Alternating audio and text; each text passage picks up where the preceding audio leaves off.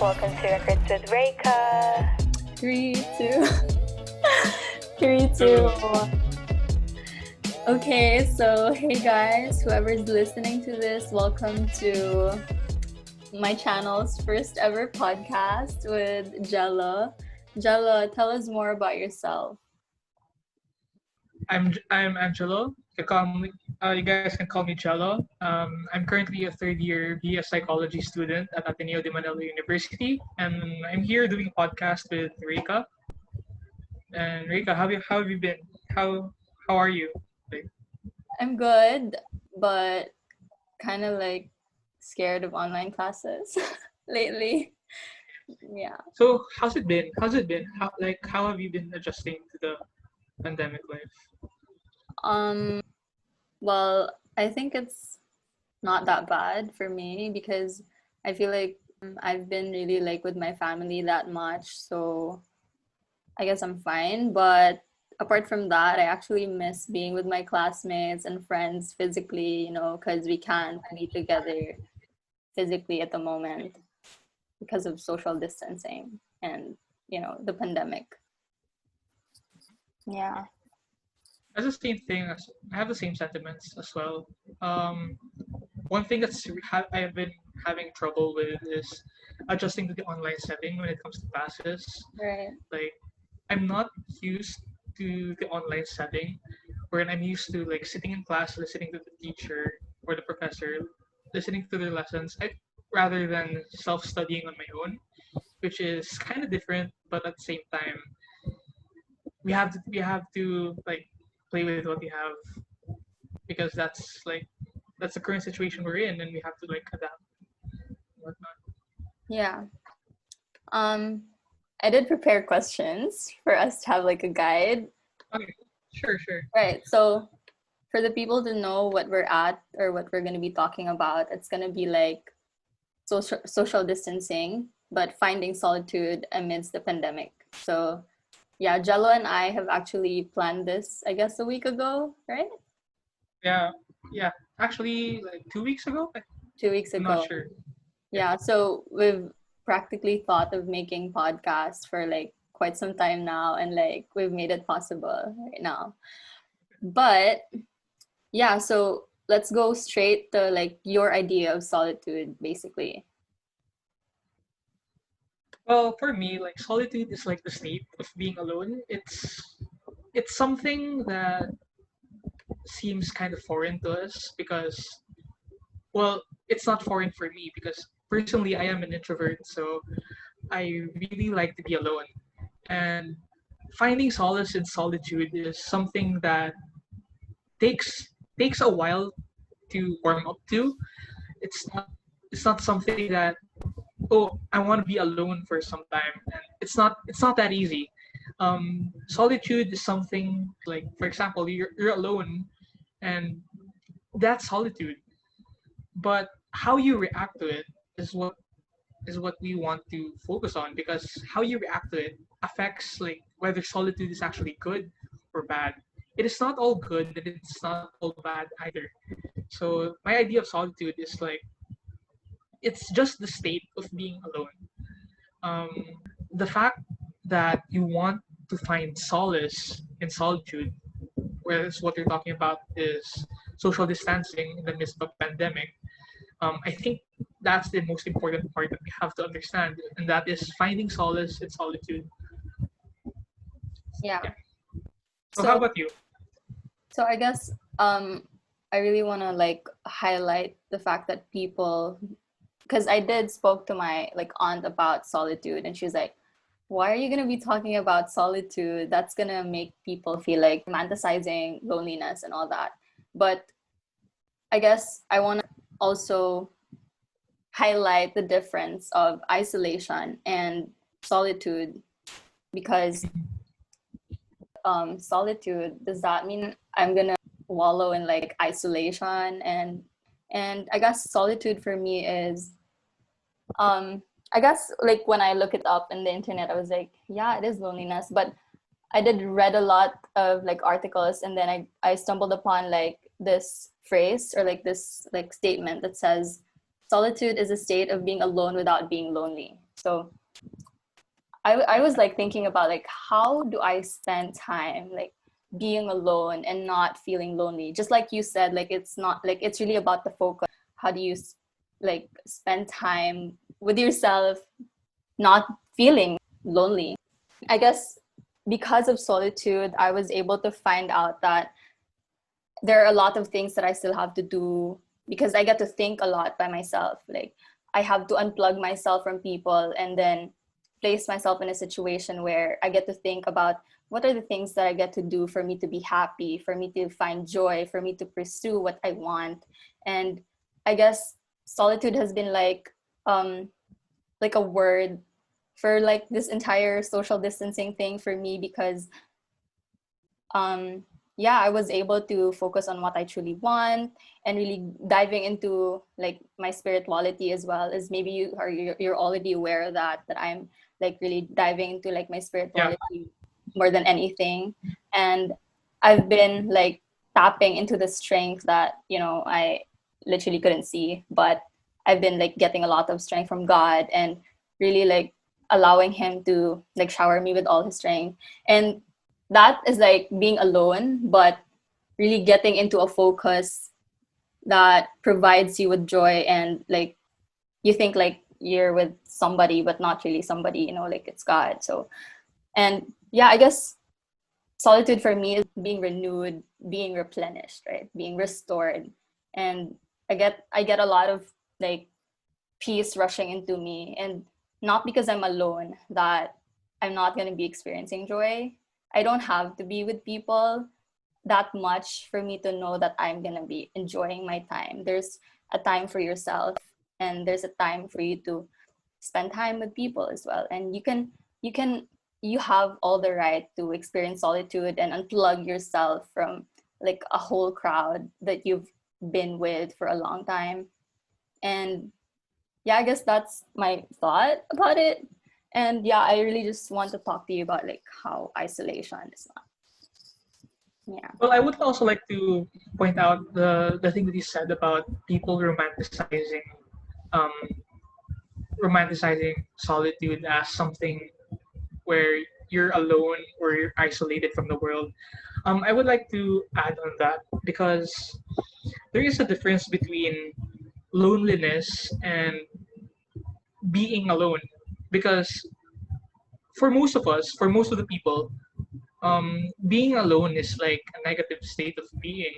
It's like when you're alone, you're out of place, you're considered weird in some cases. But the thing is, it carries a social stigma.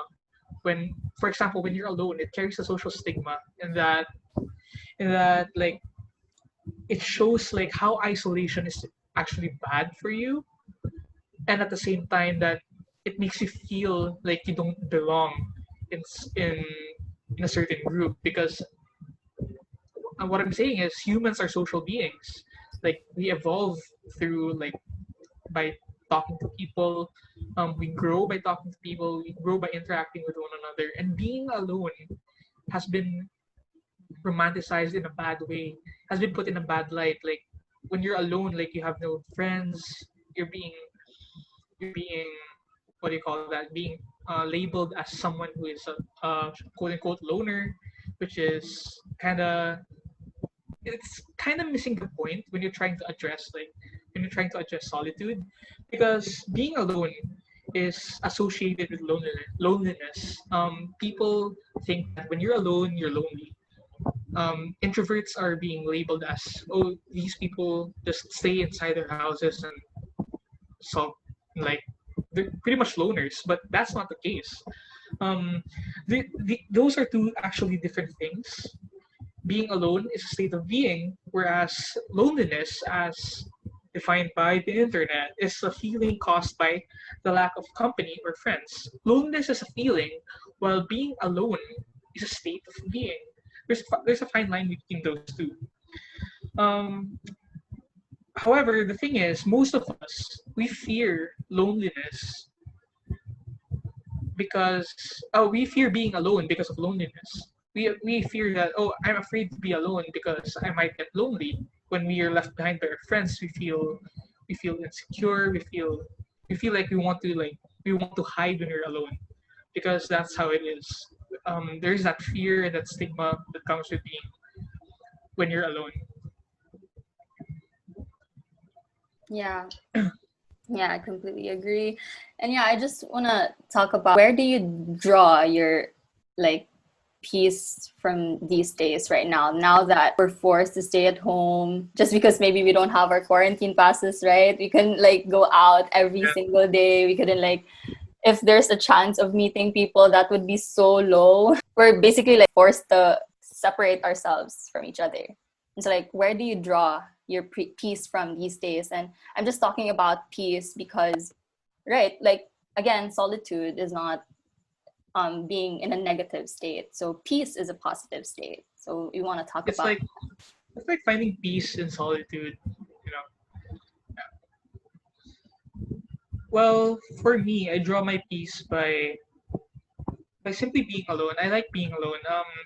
Whenever whenever I feel overwhelmed, for example, when I'm in on when I because recently in Ateneo we did an intercession term where it's basically like a summer term where we had online classes, and it was really draining for me interacting with people online.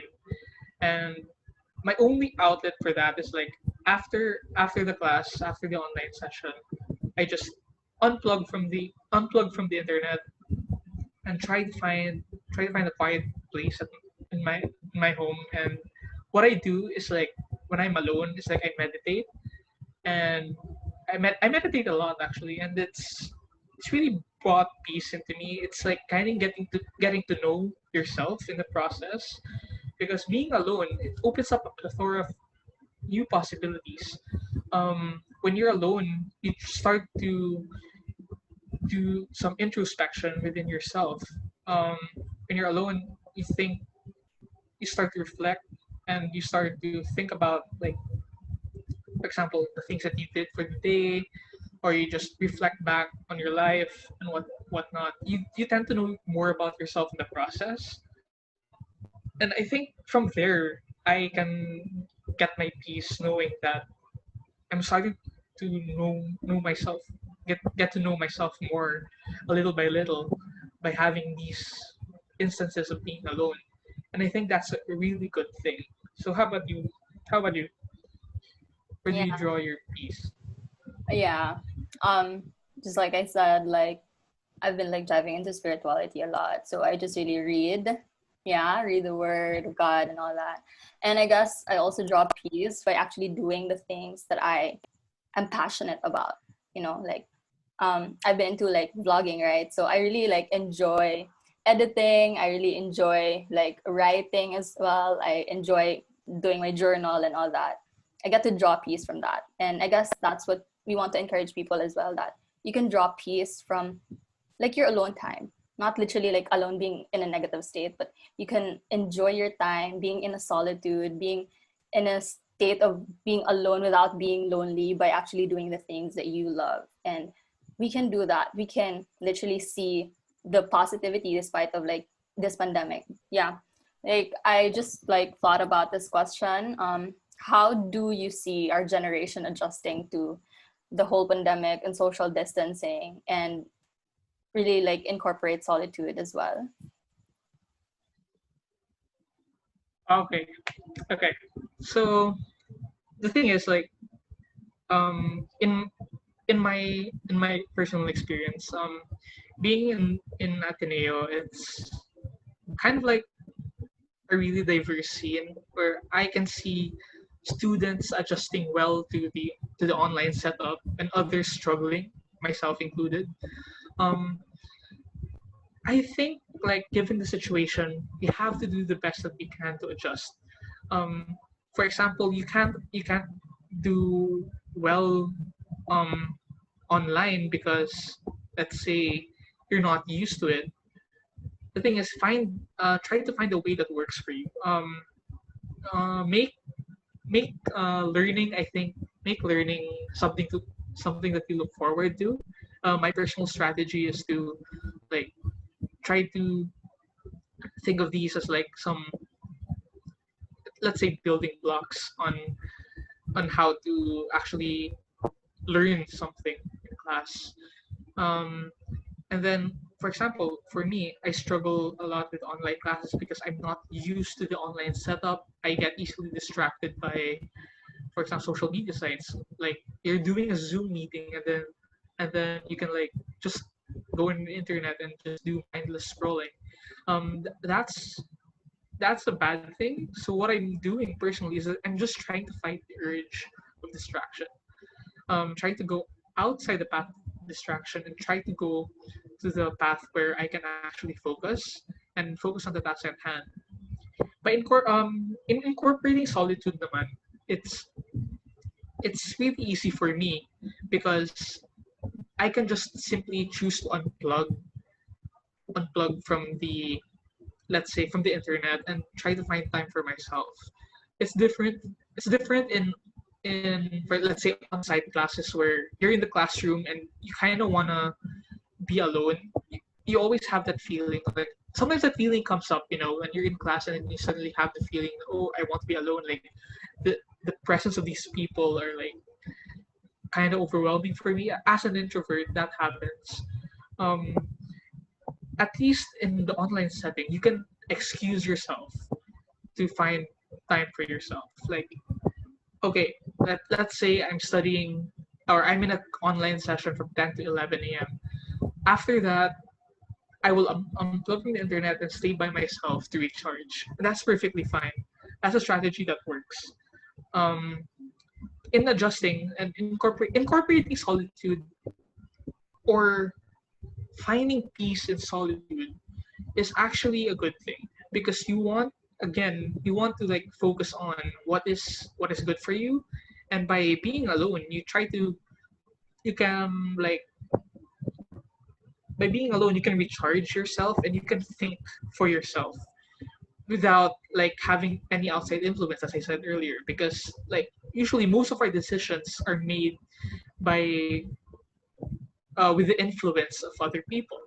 Like you want to go, for example, during on-site classes, it's hard to during on-site classes, like your friends tell you where to go even though you don't want to go, but you have to go because they're telling you that you have to go. It's different in online classes because in online classes, like it's really hard for you guys to talk to each other. You only have Facebook chat, Facebook Messenger, or Twitter, or any social media platform. The thing is, when you want to incorporate solitude in yourself, you can like basically like stay away from your phone for a while and just think, okay, what do I really want? What do I want? What do I want to happen? And from there, you can make a decision yourself. And that is like you're starting to practice being alone, and it's a good way to start familiarizing yourself with the feeling of being alone or in the state of being alone. And from there you can actually start to love, like, hey, being alone is not actually bad, it's actually good. Like you have that in the busy world that we are in right now. uh Nothing hurts, but like, oh wait, how do I rephrase that? I want to rephrase that. So in this busy world, nothing beats a quiet time for yourself. That's a good way to put it, because like it acts as a break. It acts as a break in your fast-paced life. Like slow down and just enjoy your own company. Like start to probably and try to be introspective and think about how you want to be, how you want to decide things for yourself or what to do. A lot of possibilities can branch from being alone. That's what I'm saying. How about you? I guess for our generation, adjusting to the pandemic, um, it's it's okay to see the negative sides, but we really have to focus on like what we have right now, because if we keep on dwelling on like what we used to have, we'd never be adjusting to the social distancing. We'd never be able to adjust to the pandemic. We'd never be able to find solitude in that if we keep on drawing ourselves to what we used to have, like being with our friends, hanging out, partying, how do you say it? Like study out with our friends, Now that we have that time, we can our instructors always encourage us to do like self-directed learning, and that has been like exaggerated 100% at the present, because now that we're like in a like confined space where we just allow ourselves to like be independent on what we have and all that. I guess, yeah, our generation just I think we have to like shift our focus, shift our idea of peace, shift our idea of solitude, shift our idea of identity. And I guess when we understand that we're living at this time, not at the past, not the pre-pandemic, would be able to really, I believe that would be able to really adjust and find peace in solitude. And I guess we um we can really find restoration at this time if we feel like the externals, or like, let's say, a lot of things in the world has been going on, like where can we find restoration? At least start with yourself.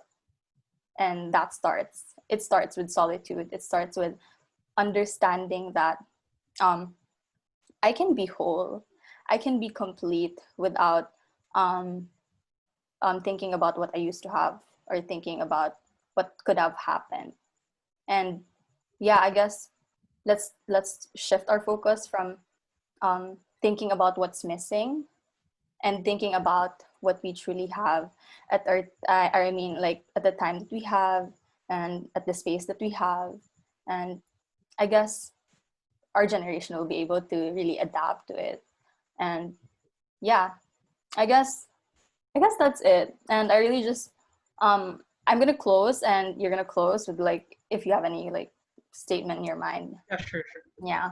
I guess for me, I was able to really adjust to like, I mean, not quick, not really quick. I mean, I'm still adjusting to like the online classes. You know what I mean? What I said, I'm still adjusting to the online classes, but I've been rediscovering myself, my identity, you know, finding passion because of like the time that I had for myself. I've been rediscovering myself, and I've been really like trying to magnify what I think personally is important. And personally, that would be like my relationship with God, right?